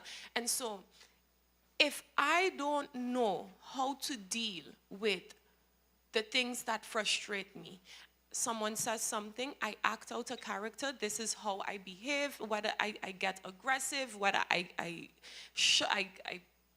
withdraw, I am modeling a behavior for the children around me, in my role as a teacher, in my role as an educator, in my role as a leader as well. If we look at how our leaders are running the country, and I know they're doing their best, but I think sometimes they have to remember, and it was said, the young people are watching. And when I hear young people say, yeah, but look how they speak, and then I supposed to, and then you expect me to do differently. We are stuck in our own traumatic cycles, and until we are ready to be and get uncomfortable with ourselves in identifying, recognizing what these cycles are and how we respond to them, we won't be able to do better for our children and the generations to come. So if we want to truly break cycles, yes, we need to work together. Yes, we need to come together as a community. But I implore everyone, sit in front of a mirror and get real. Get vulnerable with yourself, because that's where true breaking of a cycle begins. Thank you. That's it. Wow. We're going to go quickly, because time is catching on us, to Tiana Knight. She's a substance abuse counselor at Turning Point. Tiana, addiction isn't just on the street.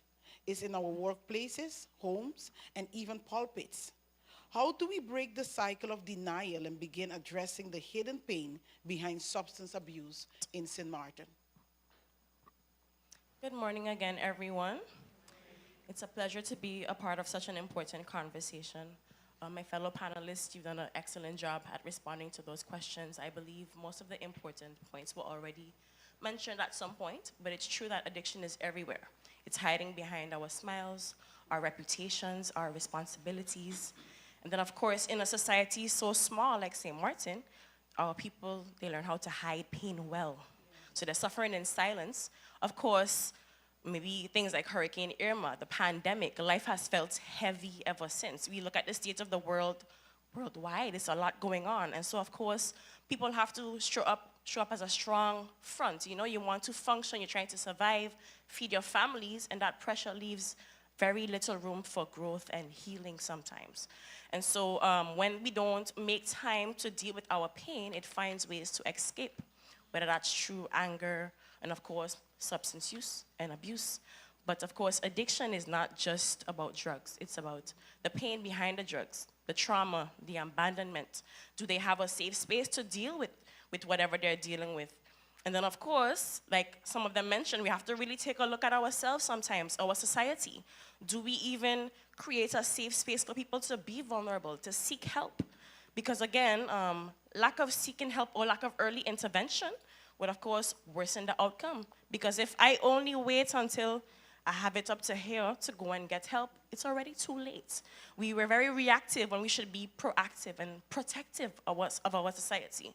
But that also means that if someone needs help or they admit, hey, I'm not feeling too well, how do we respond to them? Do we say they're crazy or something is wrong with you, or do we offer them empathy or kindness?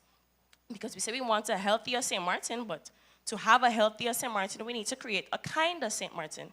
We need to ensure that people feel safe to even address whatever trauma before it becomes a problem for the community, a problem for our families. So again, it starts with looking at yourself, taking accountability for your role. Ask yourself, what am I doing to help or hurt the situation? Each and every one of us can be a safe space for somebody. Because of course we know, say for instance, our mental health institutions or Turning Point, everyone is facing capacity issues. But we don't take responsibility as members of the community. Each one of us is part of that same capacity. You can be a safe space for someone.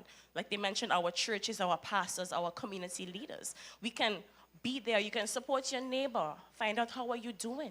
When we see people in our community struggling, we have this culture where we talk about them, but we don't talk to them.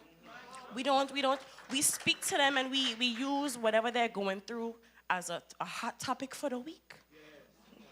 And then in reality, and in reality, it actually becomes a part of their identity.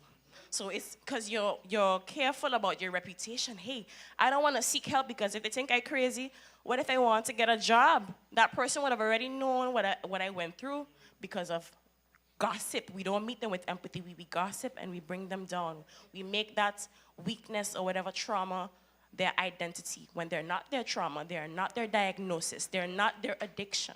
They're just people. As my fellow panelists mentioned, these are people's babies. That's somebody's grandchild. And we often don't even take it personally until it reaches your family. or your doorstep. But that's too late. Because what if it was your niece or nephew?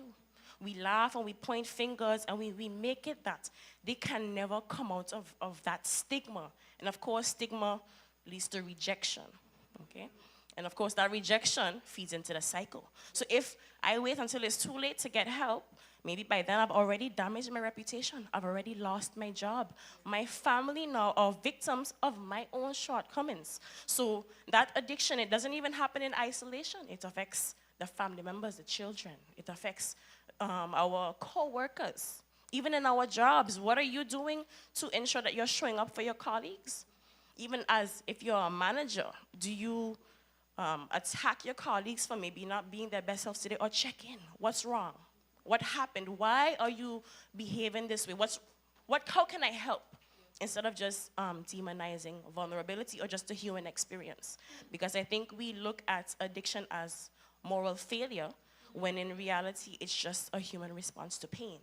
Everyone doesn't have the tools to cope with whatever they're going through. As was mentioned, we don't know their story. We don't know what's going on now. And so ask them, hey, how can I help? How can I offer you help? Instead of making them feel as though there's no safe space.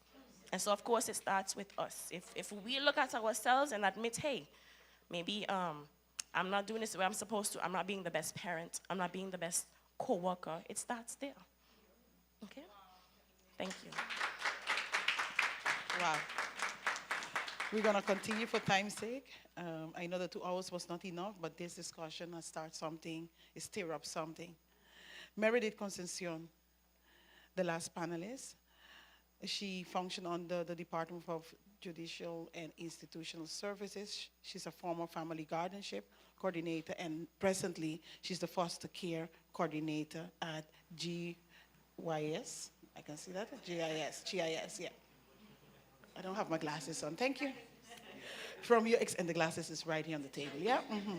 We're not gonna go there. From your experience working in the foster care system, Meredith, what patterns or gaps do you see that cause children to move from one cycle of instability to another? And how can we hold parents more accountable while still supporting the healing and reunification? Thank you for that question. I guess I'm the last. And most of the time when you're last, everything is was already said. So, you know, I was looking at some pointers I jotted down. And one of the things that stood out is actually, someone mentioned it, early childhood education, which is very dear to my heart, and it's very important. I remember when coming to St. Martin, I was asked by one of the MPs back then, I think it was MP Westcott, that if I can help with the setting up of the early childhood education on St. Martin. So I did that, and before doing that, I told her that the first thing I need to do is to get all the caregivers certified, because all of them was working in the daycare centers and they with our foundation of this society, and they were not certified. So I went ahead and I make sure that they were all certified. And secondly, what we did, we did workshop for the parents, because the parents also need to know what is going on. And then we make sure that every month we follow up to make sure that whatever we taught them, it was, they follow through with that. After leaving that, my thing is basically what I am seeing, and I'm listening to all of this, it's more the follow-up and continuation of things. Because you would hear a lot of information given here. How do we follow up? How do we continue with this? You know, there is where the rubber hits the how you said? The road, because most of the time there is no follow-up on these things. So right now, as we look back, someone is saying that there is issues again because there's no follow-up. Going to the foster care, all that was said here this morning, that's the reason why a lot of the children end up in foster care. And some of the pattern leading to the cycle of instability, I dug it up. I could mention a whole lot, but I guess I want to mention two because of lack of time as well. Parents, pattern that we see actually on a day-to-day is parents struggling with substance abuse, mental health challenges, domestic violence, poverty, and lack of parental skills. We also have parents that genuinely choose not to engage even when resources and support are available. Sometimes what looks like not caring can be the result of untreated trauma or mental illness, chronic stress or poverty, intergenerational neglect, and distrust of the system. We have a lot of them that distrust the system. Oh, you're not going to do anything for me anyway, so, why worry? So all this can have a strong impact on our child, our children.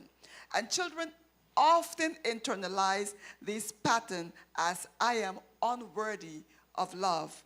One of the deepest wounds in foster care is that when children come to you and say, my mother don't love me, my father don't love me. So together, I am stressing on together, we need to find ways to deal with these root causes, not just the surface, but like my colleague here said, we need to really dig deeper to be able to find out what is causing all this. There's a few gaps that I would like to mention. Again, there's a lot, but because of lack of time, I would mention three. Most child welfare funding is spent after removal and not preventing family breakdown or supporting reunified families or aftercare. So prevention is a key. And most of the time, we don't think about prevention. If something happens, everybody wants to jump on it and try to fix it. But we need to invest in prevention. This results in children not receiving timely trauma-informed care, mental health services, or education support. This can manifest in behavioral issues that complicate reunification or placement stability. These children ends up in foster care. Another gap is that the system focuses more on monitoring compliance than on proactive healing and skill building for the child. So these children also most of the time ends up in foster care. Fragmented interagencies collaboration, lack of coordination among child welfare, mental health, schools, community service. Everybody's working on their own island. Family receive mixed messages. At times, children progress is inconsistent, and the cycle of instability continue. So if we are working together, I think we would be able to help the child better than everybody's working with the same child, but nobody knows what nobody is doing with that child. So we need to work more together when it comes to that. There's often no holistic family-centered approach, no shared data system, missed opportunities for integrated care planning. Communication depends on individual workers and not a structure. We are missing that. Result is that this in the children falls to the crack, especially during the transition period or aging out of foster care. And stable families create stable futures. Policies must involve from managing crisis to building resilience. Children break free from cycles of instability when stabilize their environment and address root causes in the family system, while holding parents accountable in a way that is structured, measurable, and supportive rather than to punish them. So basically, foster care should be the last resort if we together, and I'm stressing on together because it needs to be done by all of us, can help break that cycle in family. Because it takes a village to raise a child. I thank you. Wow, thank you. Thank you so much for your input. I think the saying is true. With no offense to anybody else, we save the best for last. But I wanna thank each and every one of you. Our time is almost exhausted. I say almost because there are something we want to do before we close. We also want to thank TV 15. They are streaming live, and also on the government of St. Martin's page on the social platform. So we thank you watching via these mediums. To all our panelists, that had to leave earlier, and those of you who are there, thank you so much, thank you so much, thank you so much. Those Cassandra online, your patience with our technical difficulties, thank you for that, thank you for that. But before we leave, I want to say this.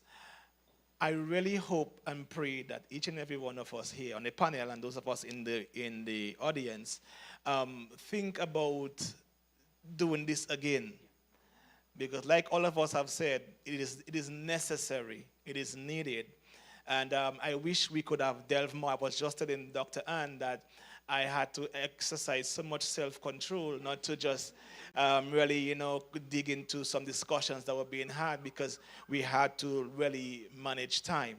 But before we go, I want to just get 5 minutes, no, not even 5 minutes, 3 minutes. I'm giving 2 persons 3 minutes to just, on an advice base, based on the view of today. We have 2 international leaders here with us at that part of Dr. Ann's conference, which begins tonight. And I'm going to ask a question to Dr. Stacy from the United States. I met her first in England. I met her in England, a wonderful woman. And so from a global faith perspective, what happens when the church becomes silent on matters of abuse, mental health, and broken systems? Dr. Stacy.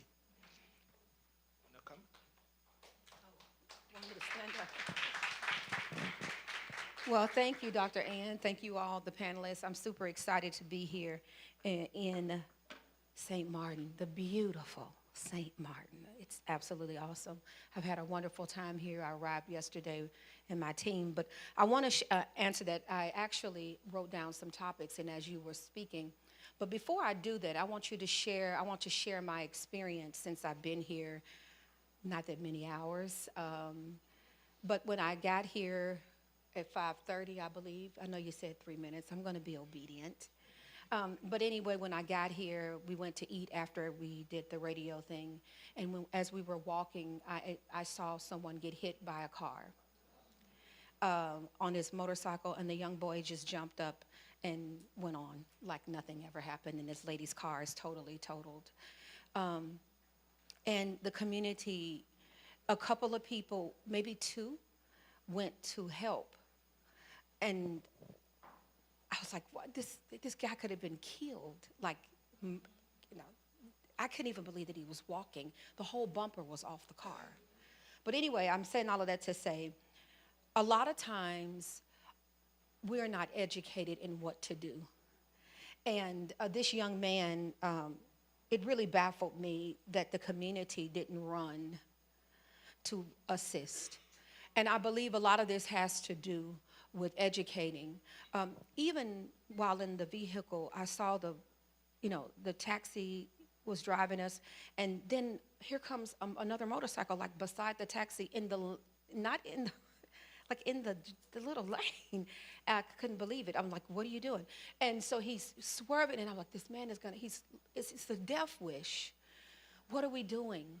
And so when I heard all of you speaking over and over again, the message to me would be, stay encouraged, because your community, you have a lot on you. You have a lot on you, but don't be shameful in what you're doing. So while I was there eating, I'm going to answer your question, I promise. While I was there eating, there were 4 gentlemen outside, 2 gentlemen and a young lady, as Dr. Ann was taking me.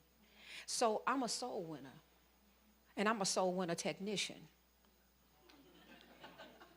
And so I believe in depopulating hell and populating heaven. And so when I see these people sitting there and they're using their vapes and they're clean and they're handsome little young men and 2 pretty little girls and they're, teenagers, preteens, I begin to go over. So he begins to talk to me and I'm like, son, I have child your age. I'm 54 years old. And he said, but I want you. I said, I know you need me. And so I began to minister to him and minister to the young lady. I'm just giving you a message of hope, okay? And I began to minister to the 4. I gave them my Facebook information. Don't you know they all joined me the next day? I woke up this morning with the kids on my Facebook. So even though you may think things are tough, the kids are responsive and they're ready.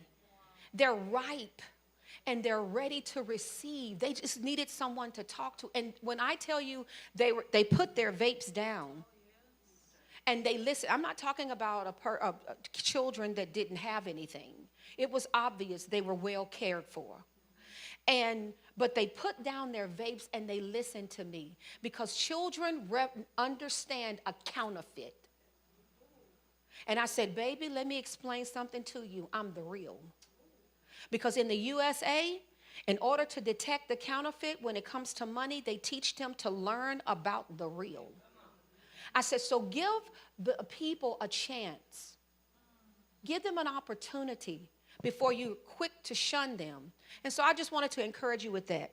To answer your question, is shame. In the church, we don't want to deal with it because we've been taught that it's shameful. You need help. You need mental help, and you know it, and your family knows it, and everyone knows you need mental health. And everybody is talking about it, like you said, behind the scenes. They know that your father is an addict, your mother is a alcoholic. They know that your mother and father are verbally abusive to you. They know that. But we're talking about it and not being about it. So I want to encourage the people to each one reach one. And all it took was for me to go up to these children. Then I began to share with them resources.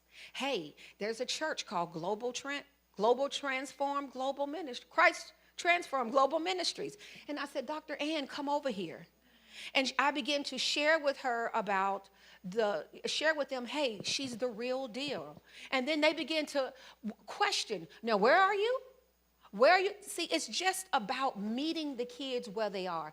The Bible talks about it all the time. It is our responsibility to meet the people where they are. In the United States, one more minute, please. In the United States, we have something where we include every job. At my workplace, if you have insurance, therapy is given. There's a therapist on site. I am a commercial property assessor by trade, okay? And so I go into properties, and automatically when I walked in here, my mind got to thinking about it. But we go into these places and we assess. Well, that's what we have to do. We have to assess where this child is. That's where the gift of discernment kicks in. And each one began to reach one. And so we have these things. So at school, we have therapists that are on site. The teachers are required to take classes on educating them about the different resources that our school offers. So not only our school, but our jurisdiction.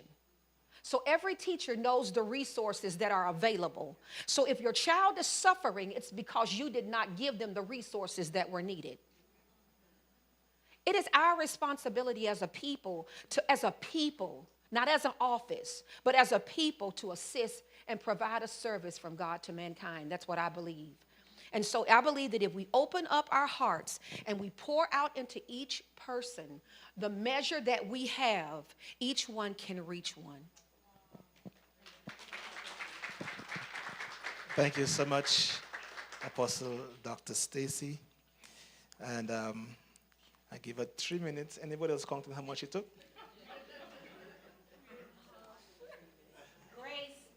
Grace.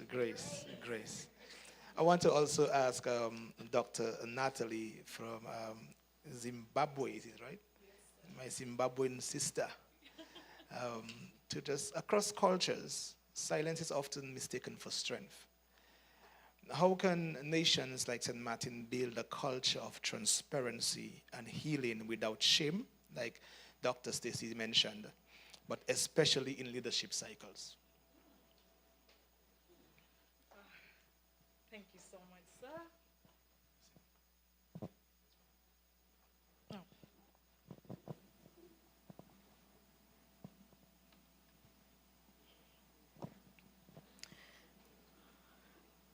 Glory to Jesus. That had to come out. Well, I greet you all in the name of Jesus. I'm also clergy, and I want to thank Dr. Ann for this wonderful and beautiful opportunity and salute her obedience to the Holy Spirit. I believe this is the Holy Spirit who has orchestrated this. And I want to salute this panel. Whew.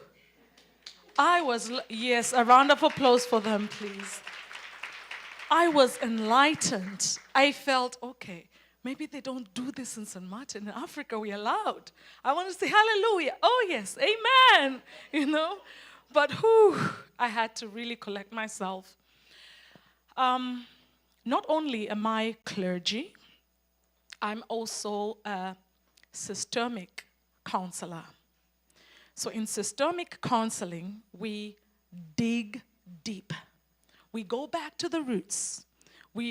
As we are counseling you, we draw your genogram. We're trying to understand which bracket do you fall in. Are you a firstborn dynamic issue? Are you a lastborn? How was your family? Was it a polygamous family? And so forth, so that we get an understanding when we're speaking with you.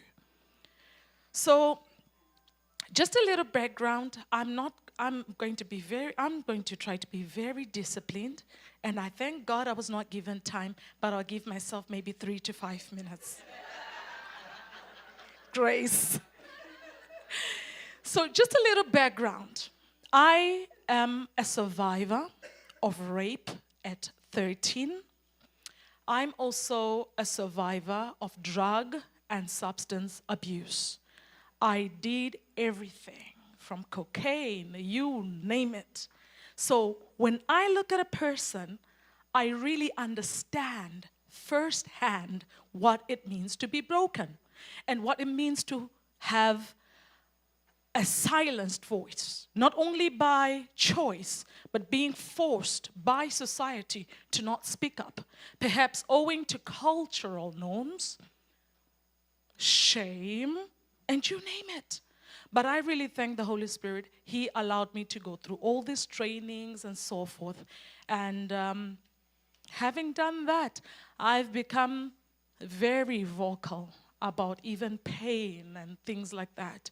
So I just prepared something so that, pastors, we kind of end up preaching. So I wanted to discipline myself and just read. I prepared this in the morning. So based from my observations here with prison inmates, again, by God's grace, I went with Dr. Ann. She took me around. She took me to Miss Laley's center. It was amazing. By God's grace, I managed to do one-on-one sessions with each inmate, as well as the social workers and a few prison guards. It was amazing. So based from my interactions with those prison inmates, and based from my interaction with other prisoners, even in Africa, and leaders in Africa, well-decorated leaders, who by God's grace I'm also mentoring, even in government, politicians in government, in ministry, there is a pattern, and I'm seeing a trauma, a generational trauma, a cycle in most of them that is hidden through silence, out of fear of stigma, because we judge each other. We don't care. When we are asking you, how are you, it's just passive. We don't really care. It's a greeting. And when you really tell us your issues, we are the first to announce and amplify. So that stigma, the cultural norms and ignorance as well, some of it simply just takes somebody sitting there and listen to these great minds to have their minds sharpened. But anyway, and also the church, where I'm blessed to be a leader, the church, the body of Christ. The church is often a place of refuge. But now I'm seeing a pattern. It has now become, I'm sorry to say, it has now become a place of misdiagnosed trauma, misunderstood trauma. And it's doing more harm than good. We're over spiritualizing issues. Somebody brings their issues, and we're pastors. We are ready to preach to them, meaning well. We are ready to encourage them, meaning well. But we're not ready to really just sit and listen for them to vent. Sometimes what we need when our children, our daughters come, we just need to listen. They're not even looking for advice most of the times. The solution lies in them. If you allow them to vent, their minds are going to be sober, and then they're going to start seeing things clearly and make a proper decision. In counseling, we don't give advice. That's actually rule number 1. Never give advice. We're just there to highlight to somebody issues, suggest maybe, but to highlight and help them to make informed decisions. So yes, the church has often been a place of refuge, but sadly a place where pain is misdiagnosed, trauma misunderstood and over-spiritualized, and wounds are thriving in silence. So to truly break the cycles of trauma, I respectfully submit 2 recommendations. The first recommendation, pastoral workshops and training. I strongly recommend workshops, especially for pastors and faith leaders, to help them to stop over-spiritualizing issues that require clinical and therapeutic support. Yes, prayer is powerful, but prayer with therapy is life-transforming. The second submission is chaplaincy. And if religion is an issue, I suggest social workers for services, social workers for government and private institutions to support leaders and those that are led in any institution emotionally and spiritually. This will avoid burnouts, stress, depression, unnecessary conflicts in institutions, in churches and families and government. And a happy workforce delivers effectively and ultimately makes a happier nation. These social workers can help with community cohesion and stand in the gap between the citizens and the government, fostering trust and a holistic care for our people. And also, as we address the root causes of trauma and brokenness and encouraging people to open up and break the silence as well as the cycle, it's vital to recognize that true transformation must touch every sphere of society. Number 1, family. I work with the mountains, 7 mountains of influence. Quickly, the family. The family, this is where identity and values are first formed. Healing must begin at home. Healing must begin with self. We must confront cycles of abuse and dysfunction within families through initiatives like radio and TV programs, door-to-door social work, outreach, and community support systems. Number 2, religion. The church and faith-based organizations play a key role in restoring dignity, hope, and healing. From Sunday school to conferences, the church must be equipped to address trauma, provide counsel, and disciple communities holistically. Number 3, the mountain of education. What our children learn shapes their worldview. We need trauma-informed, healing-centered learning environments, just as Shamila was speaking about. Equipping educators at all levels with tools to identify and to respond to trauma in age-appropriate ways is actually very essential. Workshops and continuous development can make school places of safety and transformation. So I would love to have, even through you and your grace and anointing, woman of God, where you gather all these mountains of influence, where you are even gathering education leaders.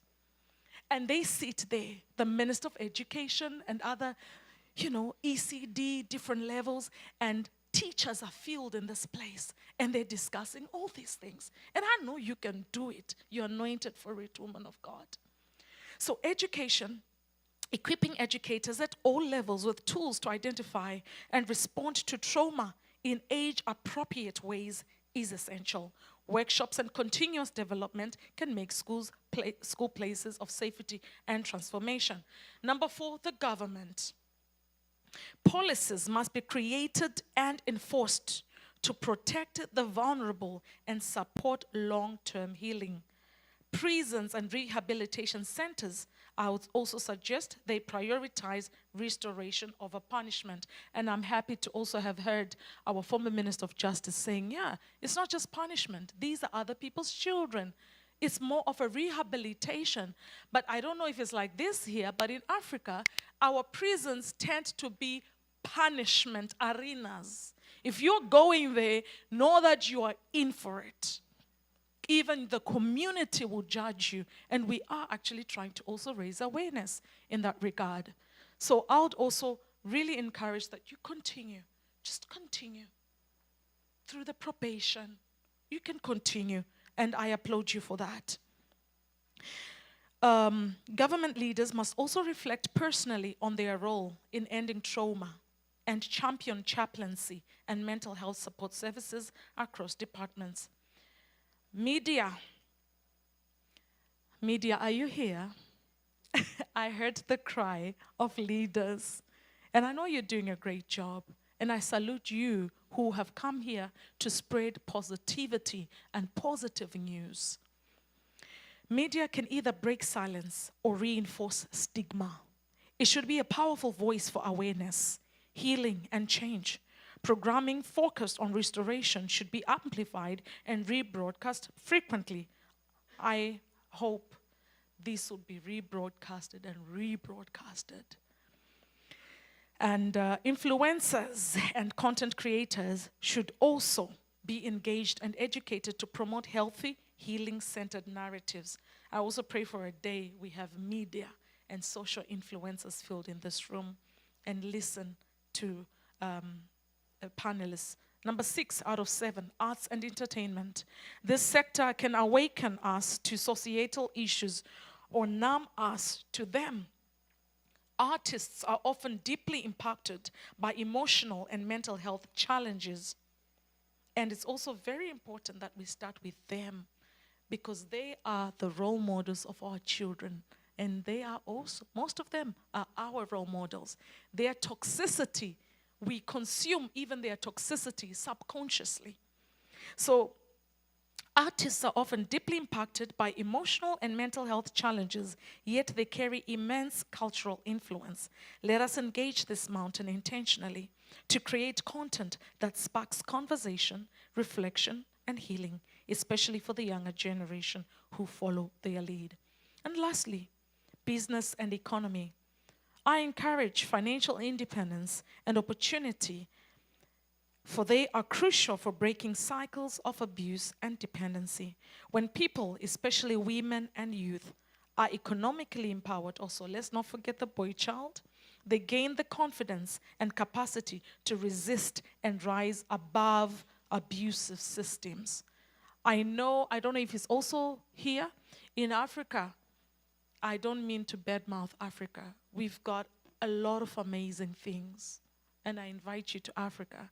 But one of the things that we're struggling with is it's a cultural norm where women were subdued for a long time, and the men don't really see the value of a woman, such that when a woman wants to prove or wants to rise, most of the times she has to use her back to climb. I don't know if that made sense. So you find those power dynamics. So that's why there are a lot of initiatives of women empowerment. So when a woman is financially emancipated and well-educated, she knows she is equipped. Her mind is opened. She doesn't need to lie on her back. She doesn't have to go through a bedroom interview to prove her worth. So if you also perhaps might have this thing hidden under the carpet in St. Martin, I would also encourage women empowerment initiators with your banks, things like mortgages, things that just workshops that empower the women. So also partnerships with business sector can fund and sustain healing initiators. If we are to truly break the cycle, I would suggest we also engage all these spheres. Trauma is not just a personal matter, it is a societal wound. And I would highly recommend restoration to be holistic, spirit, soul, and body. I love you all, and God bless you.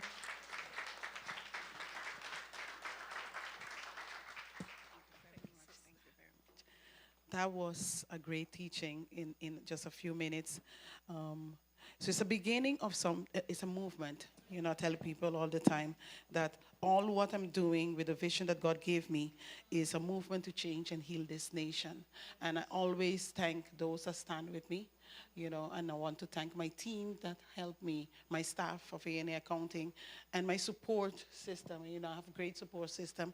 You know, it's not Dr. Ann by herself, because then I wouldn't be able to stand. So I thank all those that help. My PR at Monique that does a wonderful job behind the scene. Prophet Spoon, also I greet you on behalf of Prophet Spoon, and Pastor Ray from Christ Transform Global Ministry, and also our global network that assists us. But before we close, I will want to give Cassandra Richardson, she would like to close with a short remark. Cassandra, are you there? Go ahead and speak. Yes, I'm here. Can everyone hear me? Yes. Okay, wonderful. Thank you. The last Dr. Natalie. Woman that's Dr. Natalie. You just threw everything out that I just wanted to say. The importance, right? So I do understand and I do recognize that even persons that perpetrate, they are also victims. Yes? And they also need restoration. And I'd also like to say that there's also a line between the restoration and the protection of victims. And I'd like us as a community to also recognize that, because what Dr. Natalie mentioned about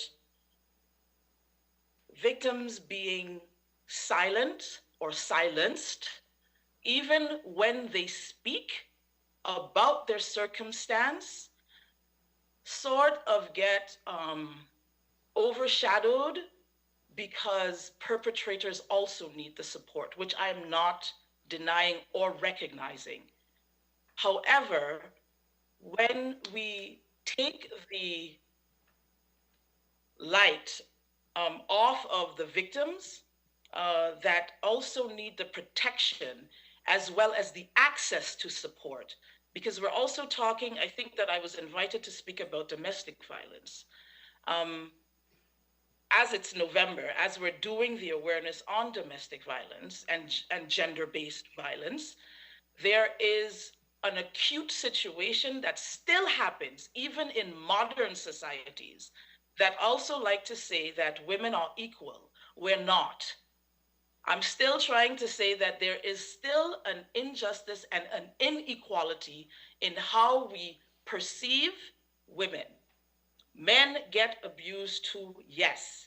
And there are systems that are actively oppressing, that they are willfully silencing the voices that women experience in our community.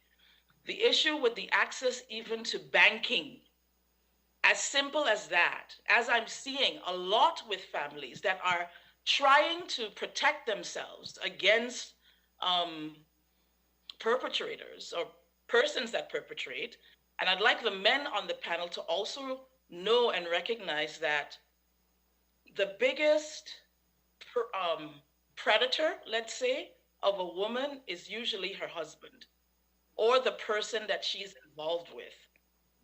And so because the issue of domestic violence is so intimate and because it's so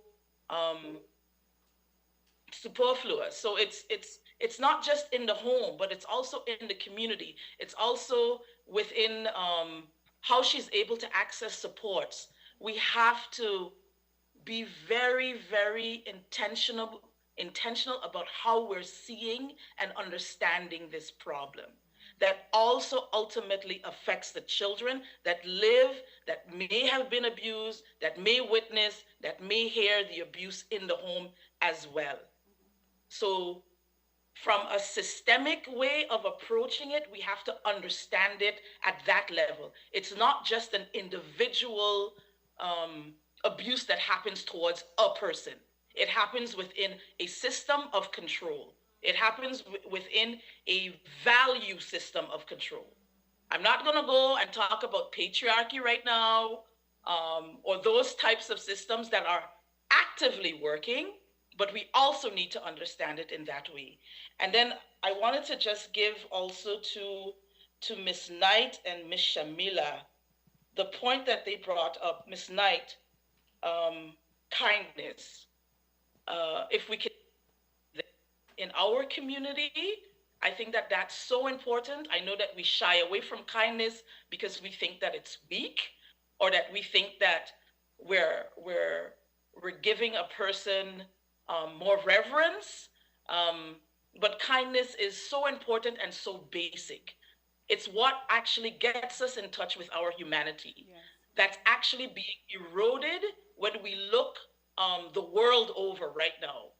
I don't know if anybody's interested in international politics or have that lens right now, but that part is being really eroded throughout communities. Yes. To Ms. Shamila, the point on sitting in the mirror and coming to terms with our own traumas, also so important. Even as professionals that work in mental health or mental wellness, this is a constant thing that we have to do. Because if we don't do it, we actually re-traumatize victims, whether they're perpetrators or whether they're victims. Then, I'm sorry, but Miss Arnell left. Yes. Miss Fenna Arnell. So within the National Plan for the Mental Health, I know that there is one, and that her ministry and her department is actively working on one. And I'd also like to add that perhaps as we're talking about all of these social problems, all of these social issues, that these aren't just abstract thoughts, but perhaps there should be another national plan being developed that actually looks at all of the social issues so that we can combat it as a community. And I'm not even talking about professionals or institutions, but even people that live at home. So grandmothers, aunties, those people are also part of it. It's also part of what we've been hearing more and more, trying to lean towards a community-based approach, which is, you know, sort of like a westernized way of just saying that we are a community and we should have community values, not an individualistic value. I'm going to end with one short story. Just last night, I'm away, but a community member, so not a professional, they called about a person that was contemplating suicide. I'm not mental health foundation, just to let you know. I am victim support, but they still called, and I feel honored, right? Now, this person, the community member, so not the one that actually was in the crisis, but the community member, she said, you know, Cassie, someone told me, just forget it. Don't even worry about it. It is not your problem. But I know this person. This person is my neighbor. This person is struggling for the last 8 months. Not a domestic violence situation, just a person that is struggling for the last 8 months. And she said, if I turn a blind eye to this situation, then what? Not only if this is on my conscience, but this is a person that I know and love, appreciate in the community. So I'm not going to turn a blind eye, but I can't handle it alone. And therefore, we went and we tried to figure out what resources, but also to what was the access. How were we able to access, and how was that person able to get the support that they needed to? So we stayed up. I tried to call the individual. They wouldn't pick up, but I'm going to still try. And I think that the individual has had the support because of the institutions. However, we are not an institutional sort of society, nor should we be. We should be a community of people that try to take care of one another. St. Martin is we're overdeveloped in one way and very underdeveloped in another. And our emotional intelligence that we had so instinctively is being sort of deadened. Dr. Jamila mentioned it. So I personally, as a member of the community, I'm not even talking as a professional, as a member of a community, I would like to see us be able to care for one another at the basic level, and then also to confront our own traumas. Historically as well. We are an island. We have gone through slavery. I know that people don't like to talk about it, but those traumas still follow us today. And I'm going to end there, and guys, have a wonderful, beautiful Wednesday. Thank you. Thank you, Cassandra. That was powerful. We're going to close because of time's sake. I want to thank everyone, each and everyone that came out and support this vision and the great conversation we have started. I will be reaching out to each and everyone, especially the panelists, as we, under the vision that the Lord gave me to establish a community center, holistic community center, a healing trauma community center called the YECC. And by God's grace, now that there are grants, there are monies available that I know government, our local government can't help us with, but I tap into a grant that will help us establish this holistic community center. And however, we need each and every one of us to work together to heal this community from trauma, abuse, just a listening ear to sit down and talk. We all have to come together and be part of this movement to heal this island, because one more, as Cassandra said a while ago, is too many to lose by drugs, mental health care, taking their own life. But at this time, we will close this forum. Thank you very much. And I invite you and the media, those that are listening to me via whatever platform, that tonight we are starting the Global Women Conference. We have 5 dynamic speakers, anointed, God, purpose, given to such a time as this. Dr. Esther, that was not able to be here this morning. She's from Antigua. We have Dr. Natalie from Zimbabwe, that's one of the speakers. We have the Honorable Lady Nanton. I saw her a while, yes, Alexia, that's gonna be one of the speakers representing St. Vincent and the Grenadines. We have this beautiful human being that just reached yesterday, Dr. Stacy from Nashville, Tennessee, and myself as a speaker. So from tonight, Wednesday, all the way to Sunday evening, 7:30 in this same building. Come in, it's for free. Invite a sister, auntie, a woman, a child, whosoever. Come in, we're going to impact women, we're going to transform life, we're going to restore, deliver, we're going to bring you back to your senses. Because when we have women that are healed, completely healed, we can heal this nation. Thank you very much. With this, we close.